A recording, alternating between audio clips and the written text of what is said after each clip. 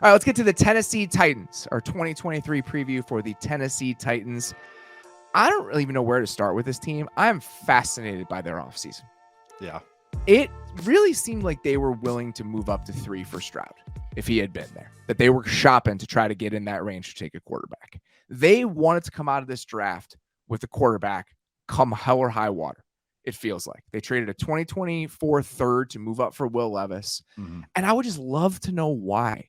Why did you need the guy right now? You knew you were probably sticking with Tannehill this season because even if you had shopped him quietly in the offseason or made a phone call or two, there probably weren't a lot of people knocking down your door about it. So you had to go get a guy. And I guess maybe that's because you want him in year 2 by next year. Because I don't think Levis is going to play this year unless something drastic happens. Yeah, some bad happens. Yeah. So maybe you want him in the building, and then so he's already in year 2 next year when you turn the keys over to him potentially, because you have this kind of young core on defense that you've already committed to. Yeah. So you wanted to maybe fast track the sort of retool rebuild. I don't totally get that. The only guys they've really committed to financially on that side are Jeffrey Simmons and Harold Landry. Kevin Byard, they already asked to take a pay cut. He's going to be 31 next year. Christian Fulton's a free agent. It's just kind of messy. I was talking to another GM about it, and he was telling me that it feels like they tried to hop back on the train without it ever slowing down. Like that's what they try to do. They're like throwing their luggage on it as it's still moving through the station. Yeah. And that's just difficult to pull off. That's kind of what it feels like they did. And as a result of it, I just don't really know what to make of them, because there are aspects where you feel pretty good about it. And then there are other areas in the team that are like in deep rebuild mode. Yeah. So they're just kind of confusing, and it's difficult to pin them down as a result, at least for me. And then they go and sign DeAndre Hopkins. It's that's another one where it's like, all right, we're winning, we're trying to compete right now. It's like, oh well, it's a 2-year deal, so he'll be around for Levis next year. So it just feels like they're trying to do two things at once. They have their one foot in two different worlds, and that's really difficult to do. They're the Colossus of Rhodes team. They're just one of the 2 feet straddling way wide on two different avenues right now. But I'm with you. That's how I feel. You look at the defense and you're like, ooh, that's a damn good defense right there. We both picked them to finish 9th in defensive DVOA when we did our top 10 defensive show. Good about it. I'll talk about them in a sec, but that's how this offense feels. You look at it, because there's certain position units on that offense that are nowhere close to being a playoff caliber, and how they're built to win. They still have Derrick Henry there. I mean, it's a very, very confusing kind of timeline that they're on right now. Even the argument for, okay, we want our quarterback this year. Okay, if Levis does have to play this year, but with that offensive line in front of him and everything that the question marks that they have on that offense, probably not going to win a lot of games if he does have to start. And it's kind of, knowing next year's draft class and the quarterback draft class, it's like, maybe it's not the worst question. thing. Why did you need one now? Yeah. Why did you need one now? Well, they were never going to tank. They're never going to tank with Vrabel, and it's hard to tank with Tannehill. He's too good for you to be really bad. Yeah. So if you couldn't move him in the offseason, if no one was willing to pay for him, you're like, all right, we might as well stick with him for another year. Why did you need the quarterback now? I don't know. I just don't totally understand it. And again, maybe the argument is we want him to be able to hit the ground running next year. Rookie quarterbacks, having him sit for a year, his development or the production we can get from a second-year guy is just better than it's going to be from a first-year guy, even if we can pick one in the top 10 because we were so bad. But then they were going to never be that bad. So I understand it. I just think that, again, it's difficult to straddle these two things in the way that they've tried to. Yeah, so, it really is. Let's talk about the offense. What is your biggest kind of question that you have about the offense heading into 2023? I don't know if it's a question, more of a statement, is how long I'm going to be holding my breath every time this team has to drop back to pass, worrying about Ryan Tannehill's health. But really my main question is, what is the identity of this team? Is it just going to stay the same where it's Derrick Henry and the play action unit off of that, which I think it will be? But that also goes into our discussion of what is this? Is this team competing, or are you trying to build to something new? Why do you go inside DeAndre Hopkins if that's the unit you're building? Because even his skill set, even though he's a damn good player still, is not the yak guy. He's a drop step ball winner on the outside. So it's that confusion kind of leads to, like that we just started with our first segment, leads to kind of my offensive confusion. It's just, I think it's a confusing unit right now. Just breaking down like the kind of units. They're going to be pounding the rock to Derrick Henry. How many touches can he take?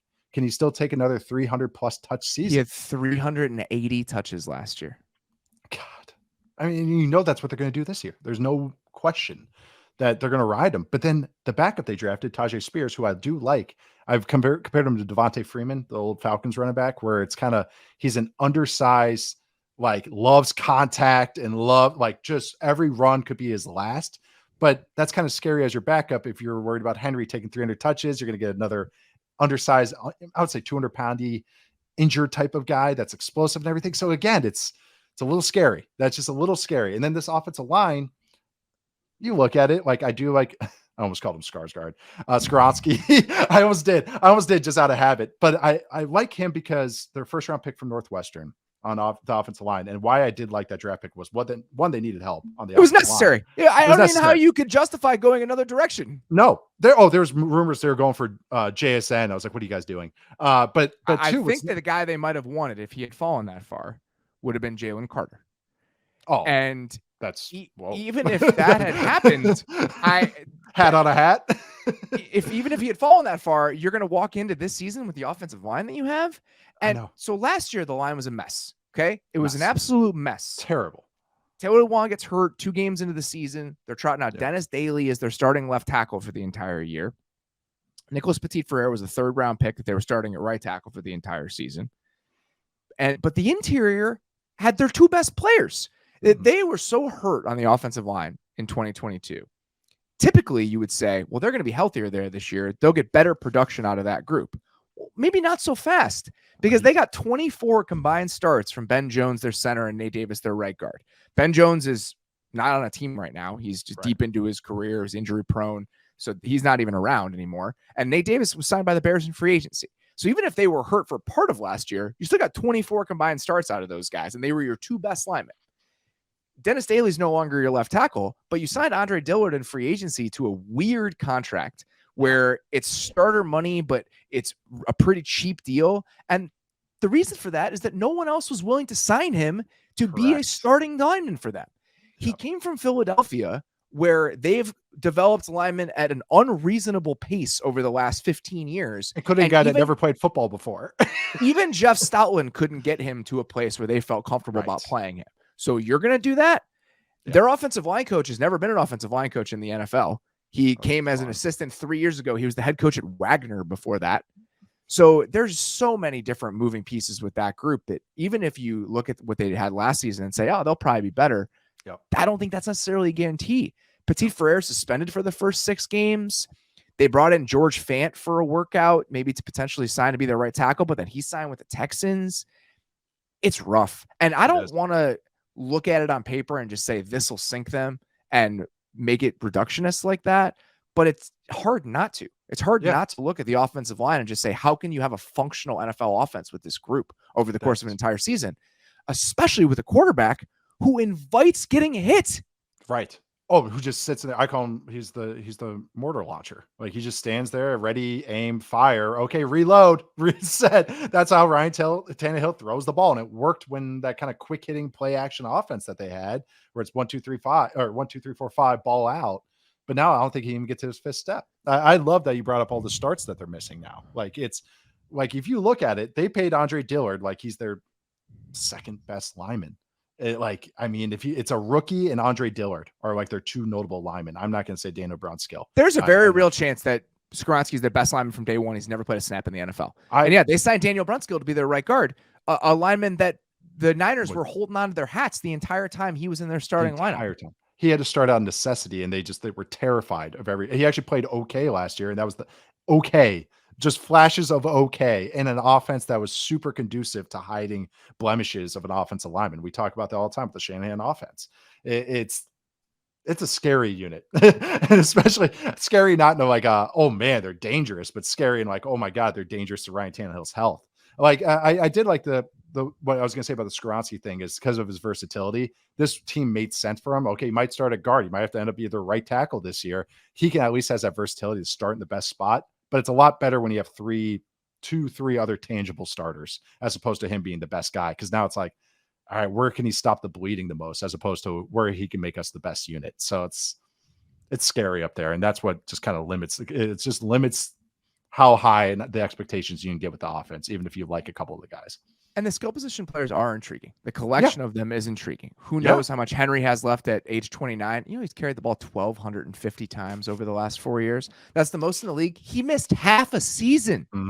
And he still has more carries than anybody in the league by a wide margin. And he's coming 1,200? 1,250 carries over the last 4 years. That's insane. Yes. And he's 29 years old, and he's coming off a 380 touch season. It's like when you hear one of those 90s baseball pitchers that pitched 150 pitches in a game, and you're just like, wow. And it's like, he still does that. Derrick Henry's still throwing. Different era. This really is. It harkens back to a different era. Hopkins is 31.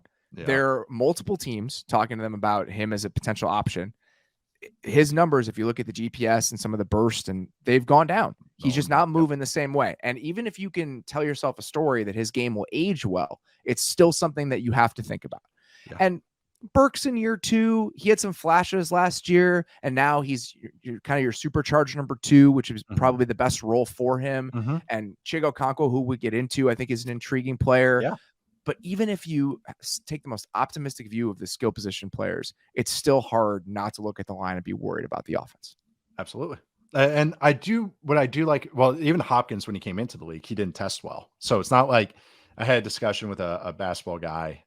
He's with an NBA team, and he was talking about, we were talking about like, oh, this guy's game ages well because he's skilled and everything. And he goes, whose games age really well? The best athletes. He goes, the Vince Carters of the world that can play for 20 years because they start at 150% athlete, they decline to a 90% athlete. Like, it's like, those are the guys that age. It's a very good point. It is. I know. And I was like, yeah, that applies for football too. Cause I'm a sucker for that. It's like, oh, he's got that old man game. It's like, you still need a little bit of juice because if you're running a 4.9. How long Ted Ginn played? Forever. Some of those guys that are speed demons, and that's how they made their money. They could play for a long time. Even Julius Peppers played forever. Peppers as a hyper athlete. Yep. Even like a late career, like 49ers Randy Moss, like it was still like a number 2, number 3. Like he was like an okay role player because he's a freak. So I wanted to ask you this: if you're terrified of the line, which you should be, and I am as well, how would you build the offense to mitigate some of those concerns up front? Boot and play action your ass off. It's got to be a run. It's going to be a run first team anyway. So I don't think that's very confusing. It's what we've seen this offense under Arthur Smith. I think that pocket has to move though. I think a lot of those play actions that like Arthur Smith did before and even Todd Downing did, it's the play action. You're still center in the pocket. Yeah. I'd say you got to get him moving. Tannehill's a good athlete. He's a big, good athlete. He's just not creative as a thrower. He's a point and shoot guy. So get him just moving a little bit. You got to give him bootlegs, a lot of side to side throws, get the ball out. It's going to be, you have to create, you're not going to be efficient throwing the ball. You have to be explosive though, to make this work. Cause I think there will be efficient running the ball just by design and Derrick Henry just falling forward for 4 yards because he's that tall. So I think that's where you're going to get a little bit of bar lifted there, but you got to get some play action in there, but it's got to be play action that moves the pocket. It's touchdown to check down. I don't think I don't think you're going to be very creative, but I think it's got to be brutally explosive as well as efficient on the ground. And you need to be able to run the ball at some clip. You need to be able to have that be the engine again, just because you don't have to be a top 3 run unit. Yeah, but top 10 efficiency with a ton of attempts, like that's what you have to be. God, you're asking a lot of your running. But that's what I'm saying to make this conducive because they're not going to be able to throw the ball, and they have to stay ahead of the chains on first and second down to make third down, viable. Otherwise, every third down is going to be terrifying. I think maybe you could talk yourself into if we get some scheme touches and just like some yak opportunities for the receivers because Burks did a decent job of that in college. He actually was pretty bad with the ball in his hands last year, which I thought was pretty surprising. You go back and watch some of those games, and I think he broke 4 tackles all of last season on 33 receptions, and even on some underneath stuff. The guy who was really good at that, though, which we'll get into in a bit here, is Okonkwo. Just getting the ball in his hands, he was fantastic last season. So if you just want some quicker completions, so they're going to need to get creative in the ways they move the ball down the field in the passing game, even if you can talk yourself into the receivers. He's the heir to Jonnu Smith. Chig is, but he really is the number 2 in this offense. I was going to say real quick, the last thing with maybe the pass catchers is one thing about Hopkins is for sure the number 1 there. I think that's nice to take a little load off Burks. I know his head was swimming a ton and just what he was asked to do at Arkansas, where they're literally telling him what routes to run with signaling to learning an NFL offense. It's like, because going into it like a month ago, he would have been the true number one guy, like just because of pedigree and everything. And that's scary. So I think letting him get bumped down is going to be really nice for his projection as far as down the road. Cause the less of an ask is less is more for him. So also like Kyle Phillips, their slot guy and returner, he got benched last year though. I think he went a little rogue, and Rob Moore, the receiver coach, is pretty tough. So but I do like him. He was a good returner. So I want to see what he can do maybe this year. Maybe not the best offense for his skill set though. The one other thing I'd mention about the offense is that Tim Kelly is now taking over as the offensive coordinator. Yeah. And Todd Downing was on the staff under Arthur Smith, and it felt like they were trying to hold on to that Arthur Smith offense for as long as possible because the formula had worked for them. Do we see a departure this year with Kelly taking over? And when they were with the Texans, it was a lot of shotgun. Yeah. It was a lot. I mean, but that more Deshaun Watson centric than the type of offense he would want to run in a vacuum? Yeah. I don't know the answer to that. He actually, I will give him some props. Tim Kelly was that second year he was a play caller there. So yeah, that would have been 2021. Pretty creative. Like he like with Davis Mills and stuff, he was pretty creative. Like I was like, okay, you actually do some stuff. So like their boot game was actually pretty interesting, how they used the tight end sliding across and everything. So that's where you saw Jordan Atkins getting kind of a lot of catches and stuff. So maybe that's why you can be optimistic about Chick. So I actually like Tim Kelly. He was his one kind of like year I paid attention to him on a terrible Texans team. He actually did some interesting things. So I will say that maybe he can do a little flash of creativity in that boot and play action game. What's the number one thing you're watching with the defense? Because I think we're both fairly optimistic about the defense, but what's your big question about this side of the ball? Just who can like how the DBs look because that's my number one thing I'm focusing on. I'm optimistic about him. I really like Roger McCreary. I think a healthy Kristen Fulton is an interesting player. Did you see that they're moving McCreary into the slot? It sounds like in three corner sets when they're in nickel and with Sean Murphy Bunting on the outside. He played a decent amount in the slot last year. I want to say it was like a third of his snaps. I had the number and I've somehow lost it, but he has done it before. But now moving him in there potentially full time with Murphy Bunting on the outside when Murphy Bunting was a slot corner in Tampa for most of his time there. Interesting. I thought it was interesting, but I had read something about that. So we'll see ultimately how that shakes out. In camp, you're trying people in different spots. Yeah. I was at Lions at Giants joint practices this week, and Adoree Jackson's in the slot. And I think it's just they want to cross-train guys and see what they're capable of. And they have a young corner that they wanted to get reps with on the outside. So usage in those specific situations in camp isn't always indicative of where they're going to play, but just something to keep an eye on. But I think the best version of this corner group actually can be pretty good. And also, you don't know when injuries crop up. So it's like, oh, shoot, exactly. Nobody can play slot. Okay. All right. So no, that's a great point. Really, it's not like questions as far as like, oh, what can this defense be? I'm more just like curious to see how good they could be because I'm very high on them. I think I want to see what their ceiling is, and hopefully they can stay healthy because even when they weren't healthy, they were pretty interesting. And dude, that front is a real deal front. I mean, just Tierra Tart and Jeffrey Simmons is an awesome kind of Bash Brothers duo in the middle. I think all you need to know about that group and what they looked like through the middle of their defense last year is they played with 6 or fewer guys in the box at the second highest rate in the NFL on early downs, second highest rate. And they had the best run defense success rate in football. Easily the best. That is by a lot. And that is putting a lot on those dudes, but those dudes can do it. Tart has been a real find, and we know what Jeffrey Simmons is. Yeah. Well, and that's why I'm interested, why my answer to your question, the original question is like why I'm interested in DBs. It's like, I know what this front can do. So I want to see them hold up in the pass game, and it could be a real damn good unit. I mean, everybody's favorite Danico Autry, but Harold Landry coming back, Arden Key being a nice sub rusher. That's 5 awesome players, like really good players. It's a good group. It's a good unit. Oh, I'm sorry. And then I was going to say Aziz Al-Shir coming in a linebacker he was their linebacker 3, but could have started for 25 for the Niners last year. Yes, for the Niners. I'm sorry. Came over, and he could have started for a majority of the teams last year and be a good starter. So I'm curious what he looks like in a full-time role and just how he looks and shines in that role potentially. So it's a very interesting defense with good players at all 3 levels and guys that are ascending, which is fun. It's thin on the back end though. It's very thin on the back end. The same guys who were thrust into action last year when they got hurt at corner potentially could be again. And you don't want to bake in injuries. You want to talk about them all the time, but this is a team that's been hurt. for whatever reason, they just thing. consistently lose players, especially on defense. So that is something I'd keep an eye on, because they've had guys, when we're going to talk about one of them here in a second, that have had trouble staying healthy. Structurally, I just really like the defense and the way it's conceived. Yeah. You know, the light boxes on early downs. They played quarters in cover 2 on about 40% of the early down snaps last year, which is one of the highest rates in the league. Very little single high safety, like we mentioned. They could still stop the run. They played man at the 3rd highest rate in the league on 3rd down. And it's because they played so much dime.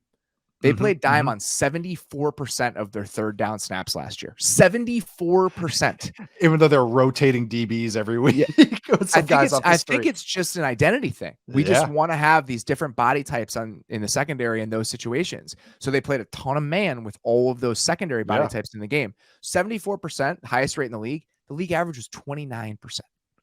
That's how big of a departure with the way that this team played and the way most teams play on 3rd down. Yeah. So that idea of we're going to play with a shell on early downs, and we're going to still be able to stop the run. When we get to 3rd down, we're going to play man, and we're going to have all these bodies in the back end. I like it. We're going to push the pocket. Yeah. Philosophically, it makes sense to me. So now the question is going to be, do they have the guys to hold up?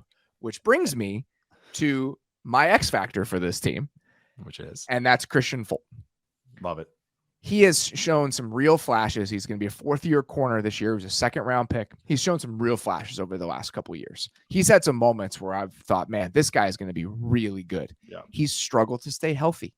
He had hamstring issues last year, and even when he did get back on the field, it felt like he wasn't 100%, and he hurt his groin late in the season. He's ended up on IR each of the past 2 years, and he's going to be a free agent at the end of this year. Contract year, I was just going to say.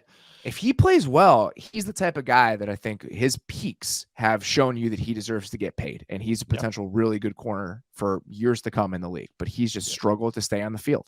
So if he can stay healthy and they get just year 2 progression from McCreary, one of those other corner spots, plus the front and then the safeties with Hooker and Kevin Byard, I think that they have a chance to be really good on defense, but I think that they just have less margin for error because of the injury concerns, and he's the guy that kind of epitomizes that to me. Yep, that's great example. He just really also they have a Vrabel identity with this team, which is not a mistake, not just offensively, but defensively. And even when guys are coming off the street, everyone's physical, everyone's a willing tackler, and that applies to their DBs too. So I love kind of you shouting out that the dime personnel, all that whole DB unit, because it's not like they get into those sub packages and it's like, oh, it's very finesse now. It's like, no, these guys are all knocking dudes over and filling the run. So it's a cool mindset that this whole team plays with and starts at the top. My X factor, this is kind of a corny one, but I think it matters for this whole season. That's Derrick Henry's legs. How can they hold up? Because they're going to give him another 300 touches. So I kind of like spoiled this already, but this is where my answer went to. I think because of the identity of this offense, he has to stay healthy. He has to be that bell cow back that he's been in his career. Is this the last year of it? Was last year the last year of it where we truly see him as that bell cow guy? I don't know. We don't really see running backs built like Derrick Henry. So we don't know how far their odometer can go. Is he like a 1982 Ford F-150 that just goes and goes and goes? Or is he just like a modern day car that breaks down after 3 years? I like their backup. Like I said, I like Spears, but it's a totally different tune giving a 250-pound Henry 30 touches a game and a 200-ish pound oft injured rookie running back touches, even though I do really like them. So I know it sounds basic for this offense to be competent. He's the key to it. This team dropping back has me scared. Tannehill's a good athlete. He's not a creative thrower. He's the mortar launcher from the pocket. So he's at a top 10 pressure to sack rate and his total sack rate in the league, essentially 3 of the last 4 seasons. And the only time he didn't was in 2019. So he's up there near the top of the league every single year. I mean, this is a stat I wanted to mention before, but didn't. He invites sacks. Behind an offensive line like this, it's the opposite of what we're talking about with Trevor Lawrence. Yes. Where you mitigate some of the potential issues up front. Ryan Tannehill is not that guy. Never has. What makes Tannehill good is also his biggest negative. Like 100%. The willingness to stand there down the barrel, 2 guys running right at him and make a throw. Sometimes he's his almost worst enemy. So great stat to throw out there. I wanted to mention one more note about the defense, because we talked about this in the top 10 defenses show, but I think it's really important to mention, as this is the preview. This was the most injured defense in the league last year. Yes. So if you're trying to build a case for why they'll be so much better, and we have them as a top 10 unit, they were a top 10 unit by weighted defensive DVOA in 2021, but they were hit with just a almost everywhere. historic rash of injuries Yeah. last season on the defensive side of the ball. You get back Harold Landry full time for the season. Hopefully you're a little bit healthier on the back end. That's kind of how you build the case for why they could be a really good defense. We're almost treating that like it's a given, but I think we both kind of see it in a similar way. It's a great point that we got to reiterate. Not everyone listens to those top 10 shows. So that's exactly. a fantastic point to bring up. Felt like it was just worth mentioning again, because I don't want to assume everyone's listening to every show. Yeah. Potential breakout player for the Titans. Who do you got? I want to do McCreary, but I'm going with Tierra Tart. And I think he's already broken out, but I think it's the national recognition. Did you say him too? You were just such a weird a guy with defensive tackle. A guy with 1.5 career sacks is the guy I'm throwing out here. But this guy had more hurries. This guy being Tierra Tart, who is going into his 4th year. He's a nose tackle. Him and Jeffrey Simmons are so much fun, guys. I'm telling you. But he has more hurries last year per pass rush than Dexter Lawrence. He had the same QB hits per pass rush as Derek Brown, who's like a big breakout candidate for a lot of people. Same splash plays per snap as Jonathan Allen from the Washington Commanders. He gets his hands on a ton of balls. He's a total disruptor against the run. He had the same rate of TFLs and run stuffs per run snap, which is a stat I really like, as Brian Burns, Zadarius Smith, J.J. Watt, Draymond Jones, and he was just below DeForest Buckner, Cam Hayward, DJ Reader. Those are some dudes, and he's ranking up with them and all those kind of underlying stats. He is kind of a perfect match for the rest of that defensive line because of all the guys that they have. They all push the pocket, and they all one guy's going to clean it up and kind of get the sacks and get all the final stats, I should say. But this guy, I'm dead serious. And I know I'm not trying to be get out over my skis here. He's a legit Pro Bowl caliber nose tackle, but he's never going to be a Pro Bowler because of just his underlying stats. You know what I mean? Like, he's going to finish the year with 2.5 sacks, 3 sacks. So he's not going to get the nada bump, where he's the first round pick and all this, but he's awesome. He's never going to get the accolades, but in his type of role, he's a star role player. And I think some more people are going to recognize him when he's like, wow, who's that big lug just getting another tackle or just plugging 2 offensive linemen, because his stuff is true highlight film. So he's the guy I'm throwing in there. The guy with 1.5 career sacks, Tierra Tart, but along with Jeffrey Simmons, it's a damn good defensive tackle duo that I love watching every week. So he was a restricted free agent this year, and they gave him the second round tender with a guy who was an undrafted free agent, I believe. Yes, and he's 26, and he will be an unrestricted free agent this offseason. So that national recognition. He's one of those guys that maybe come free agent time when he's getting $12 million a year or whatever he ends up getting. He gets the Zach Allen. Like, who's Tierra Tart? So getting a little bit ahead of that, I think, is probably a good move. Thank you. I'm going with Chico Conquo. I love tight it. End, 2nd-year tight end. I was looking at some of the numbers for him last season. It was staggering. Do you have some yak stats? It's ridiculous, isn't it? I do. He led the NFL in yards per route run among tight ends last year. He was at 2.61. That's elite. Travis Kelce was 2.23. They were the only tight ends over 2. And he wasn't a full-time player, so some of that small sample, but per route, just efficiency numbers as a receiver last year, he was incredible. This one I absolutely loved. He was 11th in receiving yards on passes of 15-plus air yards among tight ends last year, which may not seem that impressive. He was only on the field. He only ran 23 routes when the Titans pushed the ball down the field last season. Only 23. 11 times they threw it to him. So they knew where it's going. The 23 plays he was on the field for a target of 15 or more air yards for the Titans. He got half of the targets. Yeah. The only tight end in the NFL who got a higher percentage of his team's deep targets when he was on the field for those deep throws was Kyle Pitts. Only one. Who's basically an X receiver. Yes. So he's a deep threat. Yeah. And again, 175 yards on deep targets last year. He was 11th in receiving yards on 15 or more air yard passes while being 51st in tight end routes run. That's insane. Okay. That's real production on those sorts of plays. He led the league in yak per reception over expectation last season. He led the NFL among all players. He was just ahead of Deebo Samuel. So this is a guy who was one of the best deep threats at tight end in the NFL in limited action and was the best yak guy. That's awesome. He's what people in New York wanted Evan Ingram to be, but that's exactly what he is, though. That's actually that dude is legit. I was shocked when I saw some of those numbers. My only concern about this, he weighs 240 pounds. That's last year. They had 1,100 combined snaps from Austin Hooper and Jeff Swaim last season. Okay. 1,100. Okay. Neither of them are on the roster anymore. Nope. Only a third of Okonkwo's targets and receptions came as an inline tight end last season. So if you're asking him to play in line, are you potentially sapping him of some of those elements that made him special as a receiver? Right. And if you're not asking him to play in line, who is going to do it on this team?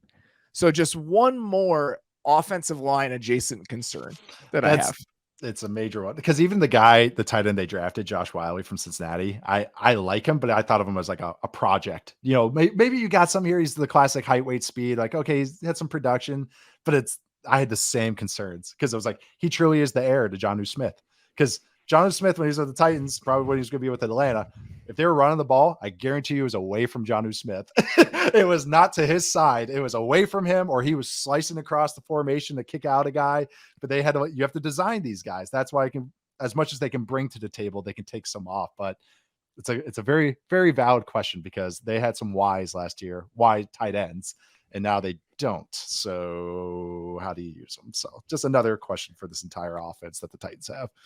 7.5 over under for the Tennessee Titans. What are you going with? I cannot believe this. I'm taking the freaking over. I just betting on the defense. Betting on the defense. Oh, man. And the multiverse of the offense being fine enough. That's what I'm betting on. Yep. I'm going. I don't think they're making the playoffs. I say 7 and 10. I'd say 7 and 10. And that's maybe betting against Vrabel on that defense. Vegas is really good at this, but because I had them as a 7-win team in my head too, but it was 7.5. I end up giving the bump to 8. I'm going under, because so many of these teams I just pushed them over, and so some of them I gotta just go with the under. And that's so we basically flopped the Titans and Jags with our thinking. It was like, one of them kind of have to bump under, but I just think in my head it's like, I think Vrabel's gonna get him the competent seat, at least in my head canon.